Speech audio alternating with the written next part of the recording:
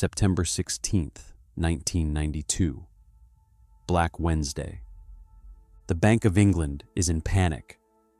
Traders are running through the halls. Phones are ringing non-stop. The British government is spending billions, but nothing works. On the other end of the line, a man watches everything fall apart. His name? George Soros. And he has just made the boldest bet in financial history: $10 billion against the British pound. When the sun set that day, Soros had made over $1 billion in profit, and the Bank of England was broken. This is the story of the greatest financial heist ever executed. A perfectly legal heist. To understand what happened, you need to understand who George Soros is.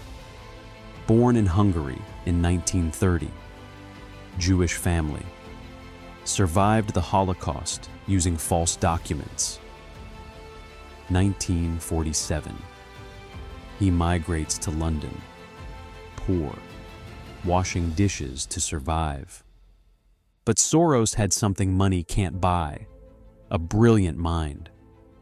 He studied philosophy under Karl Popper, learned about human fallibility, the idea that entire systems can be wrong, and he applied that idea to financial markets. 1969, he founds the Quantum Fund. The results? Absurd. An average return of 30% per year for more than 2 decades. But Soros wasn't just an investor. He was a predator. He didn't follow markets. He broke entire systems. And in 1992, he found his perfect prey: the British pound. To attack England, Soros needed to understand a system called the ERM, the European Exchange Rate Mechanism. The idea was simple. European countries agreed to keep their currencies within a specific price range. The British pound couldn't fall too much, and it couldn't rise too much. Why? To prepare the ground for the euro. But there was a giant problem. The British economy was in recession, high unemployment, rising inflation. To fix this, the UK needed to lower interest rates to stimulate the economy. But to keep the pound strong in the ERM, it needed to raise interest rates. It was impossible to do both at the same time. Soros saw this, and he realized something crucial. The Bank of England was trapped, pretending everything was fine, but bleeding internally.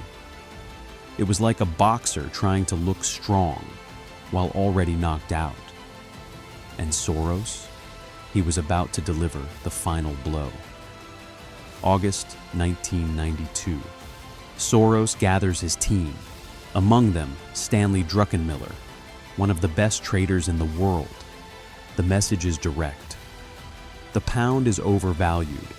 The Bank of England doesn't have enough reserves to defend it. We're going to attack. But Druckenmiller is cautious. He suggests betting $1.5 billion. Soros looks at him and says something that would go down in history. That's not enough. Go for the jugular. The final bet, $10 billion. But how do you attack a currency? Simple. You sell what you don't have. Soros borrowed billions in British pounds and sold all of them. The logic: sell pounds now at £1 equals $2. Wait for the pound to drop.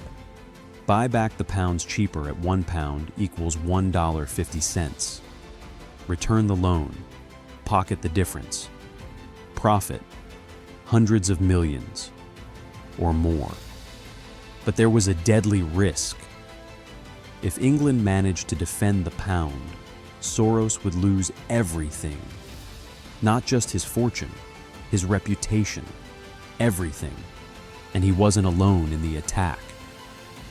Other hedge funds saw the same opportunity. They all started selling pounds. It was a pack of sharks sensing blood in the water. September 16th, 1992. The war begins. 7 a.m. Markets open. Billions of pounds are sold. The Bank of England steps in. They start buying pounds to hold the price. But it's like trying to stop a tsunami with a bucket. 10 a.m. The British government raises interest rates from 10% to 12%.